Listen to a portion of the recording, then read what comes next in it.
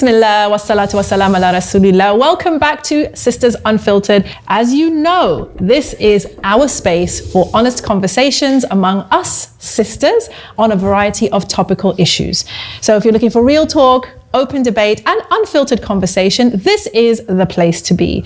We are continuing with our marriage sessions, ladies. We're on session 3 of our marriage season, and I am delighted to be joined again by Naima Isa, Khalila Lister, I know you, I promise, I do know you, and Ruzi Talha. Assalamu alaikum, sisters.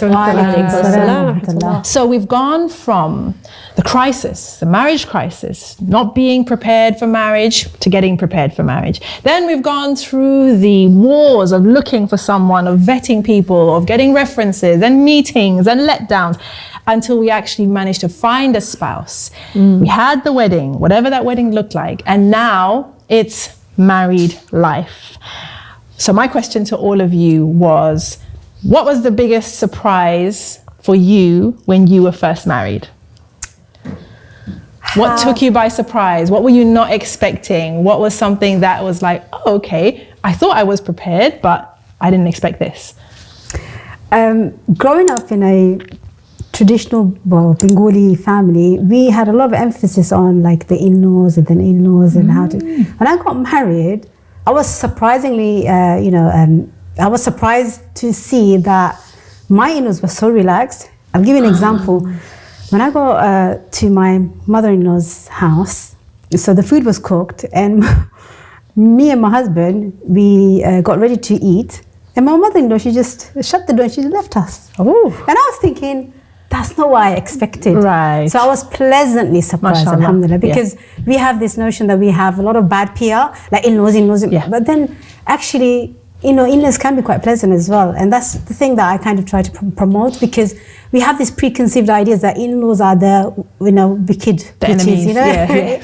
But they're not. You have to have an open mind about who you're dealing with and not have any preconceived ideas. Absolutely. And I think sometimes we get fed a lot of preconception, which can be very detrimental. That's culture. Not just culture. Sometimes people have this, like preconceived ideas about certain experiences, and they just put it onto other people. And it shapes your view as definitely. Well. I know for me, when I first got married, I was so chuffed to do the cooking and making food for him to come home to.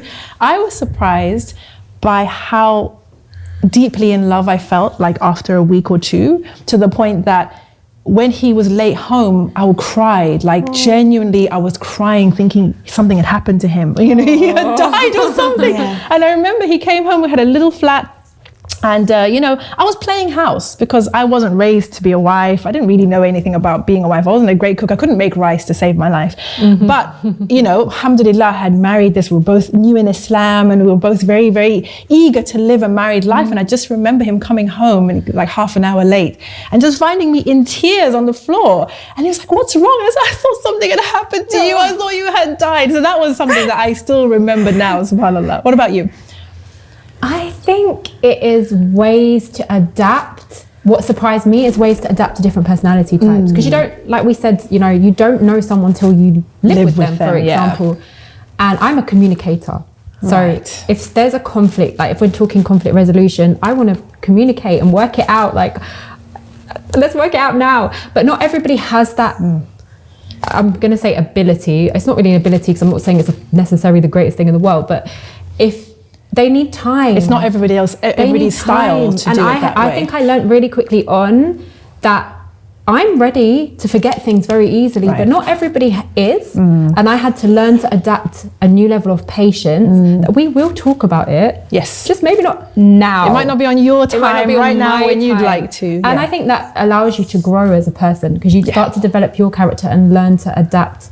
I think that's surprising. It's the stretch, isn't it? It's that stretch that marriage gives you, mashallah. What about you, Naima? Such a long time ago. I can't remember. Cast your mind back. No, definitely the in-laws, alhamdulillah, and the way that I came from a house where, alhamdulillah, my parents had quite a decent sized house. Yeah. Alhamdulillah, there was like 5 bedrooms, but my siblings had left the house married, and so it was just me and my younger brother in the house. So I was used to space, my own bathroom. I had a kitchen upstairs, and then when I got married, their flat was quite small. There were 7 adults living in a 3-bedroom flat with 1 bathroom. Wow, and mashallah. For me, there was, my family's like really loud and just, Yeah. in Urdu we call it jungly, like crazy, right? So it's like literally like, and so there's a lot of loud voices, and and my in-laws are so subdued, very calm, very, and I was like, why is no one going crazy for the bathroom? Everyone had a system, Right. everyone's neat and organized, even though they live in a small compact area, housing. It was like how efficient they were. And so one of the things that I did also learn is how I thought that the way that I was brought up was the way that everyone was brought up, and the way that we do things, how we store our food, and how we just certain little things was the way that even cleaning the bathrooms, like you should have a spray for the bathroom is the spray for the bathroom and not for the kitchen. Just saying, like, you know, order. like just however particular it is, order. whatever it is.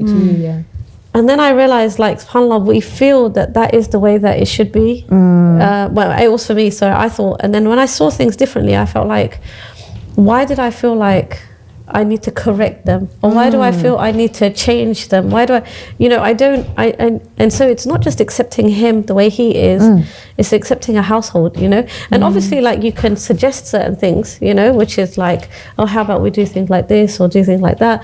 But my in-laws, alhamdulillah, I learned, and I'm learning, Allahumma barik, they're such good people, and Allah preserve them in goodness. Ameen. That, I think the efficiency, and I think that for me, I had preconceived notions on, like, how families live in council flats or how they live in small spaces, and I didn't know that I had them. I didn't know I had prejudices. Again, it's that thing about the stretching, isn't it? And I think that's maybe something that we don't necessarily anticipate for once you get married, is how you will be required to step up. Emotionally, mentally, spiritually, even sometimes, and how this new situation, this new environment is putting you in an uncomfortable, out of your comfort zone, right? Because your comfort zone is your parents' house or your place, wherever you were, right? So when you are now out of that comfort zone, it's all these new stretches, these new things that you come to terms with, the new realizations, like you said, that allow us to grow. It's the uncomfortable territory, uncomfortable grounds, but you have to allow yourself that growth. Whereas if you start to battle it or resist it, then it is a bit of an ingredient for conflict. Yeah, your way is not the only way, and your way is right. That is number one thing that you have to understand, that when you get married, be open to adjusting. Like he has to adjust, you have to adjust. Families have to adjust as well, So I think it's very important to have that mindset to adapt. Yeah. And you know what the amazing thing is, that, the younger a person is, the more able they are to adapt. Right. Whereas, like, I look at myself, because I got married when I was 21, alhamdulillah. I look at myself now, I'm so sad. Like, if somebody asks me, like, do this, I'm like, no. I'll be like, why? Whereas before it was like, okay, because it was just no worries. So I think, adaptability is essential for a healthy marriage, because there are things that you would like, there are things that you won't like. Same goes for him, and the family. And I think when you adjust and when you're flexible, everyone can work with a flexible person.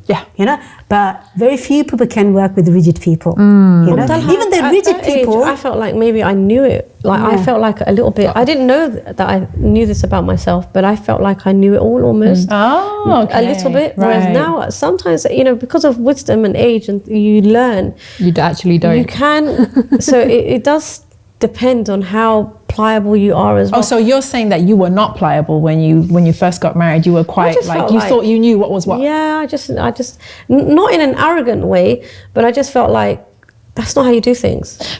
That's not, and it's not just me, but I see it in a lot of younger sisters as well, that no, this is the way I like things to be done. That's it. That's just the way I am. I don't want it any other way, and everyone has to adjust towards. I think that, so I have a question on this.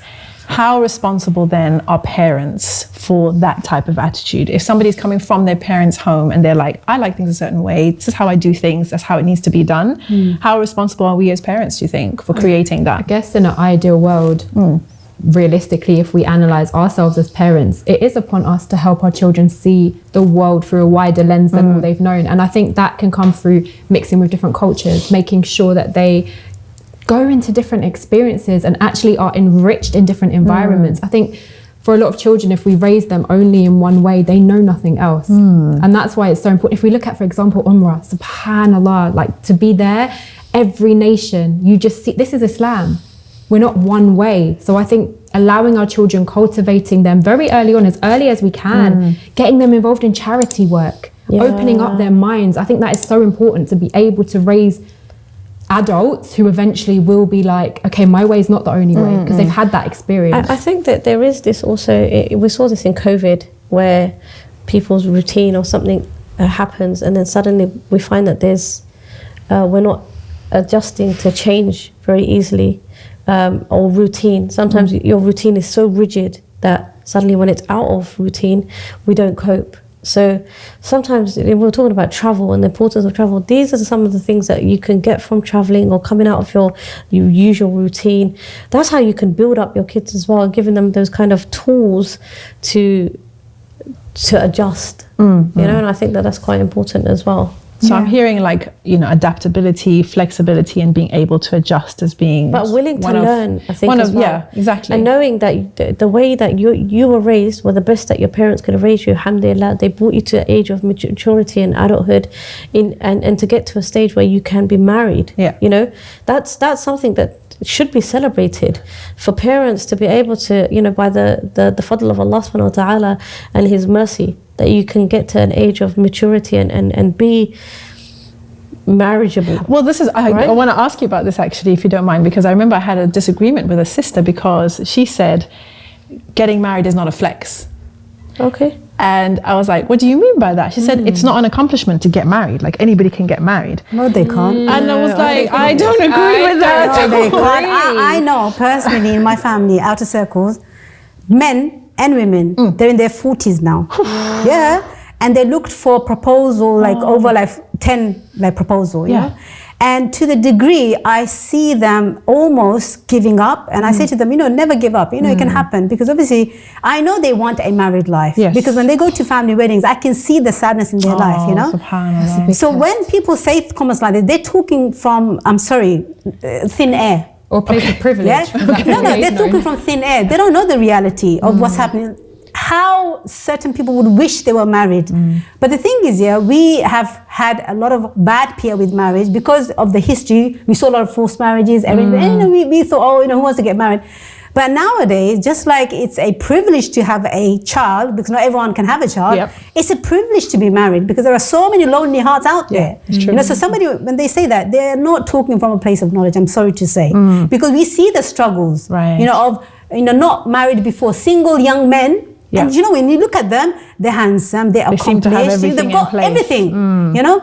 But there is a peak time to be getting married. And maybe they have missed that, you know, because obviously, even though that they're in their 40s, they still want somebody who is not like married before. Because they're not married before, you know? Right. So I think it's very important. I'm going to say something that may ruffle a few feathers, is that when we raise our children, there's a difference between the way we raise our daughters to the way we raise our sons. Sometimes because in the society that we live in, we think, you know, we have to raise them with, you know, exactly. No, we don't. They're like apple and oranges. You have to raise your daughter to be a nurturer, to be a caring person, to be a homemaker. Right. You know? This is what you were saying. We were saying this, and Naima said, hold it for the show. Now we're here. So we've got homemaker here. And the sons, they need to grow up or be raised as somebody who is going to be responsible financially and be that leader, because everyone's going to look at him, and he needs to be that qawwam that Allah wants him to be, and that takes training.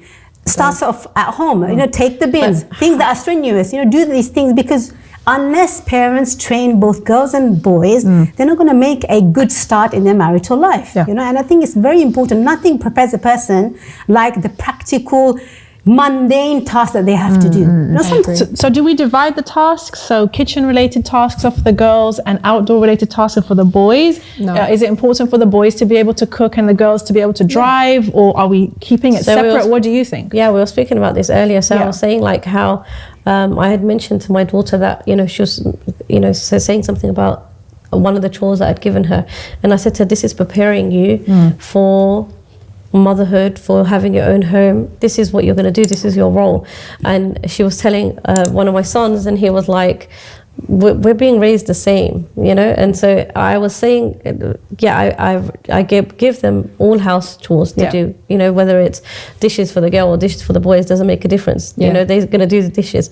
Generally the rubbish is for the boys. I agree. I was thinking the same thing. Hard work for the boys. Although my husband does say like, where does it say that, but I'm like, no, I don't, it's not for her to go out, Exactly. just keep it there. And there were times when we send the kids to the shops, can you go and get this, that? Yeah. And sometimes she gets sent, and so now she started to say, that's not my job, the shopping, going out, providing whatever, bringing it in, that's for my brothers to do. Although alhamdulillah, she does it. Yeah. But just be giving them the skills from the age 7, 8, we start sending them to the shops. Yeah.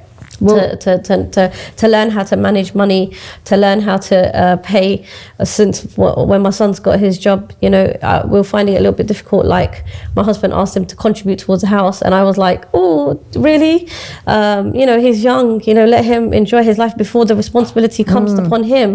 Let him like enjoy his. Mums are so like that. Mums always do. My husband was like, he needs to contribute towards the house. Mums are terrible. We're so bad. Mums.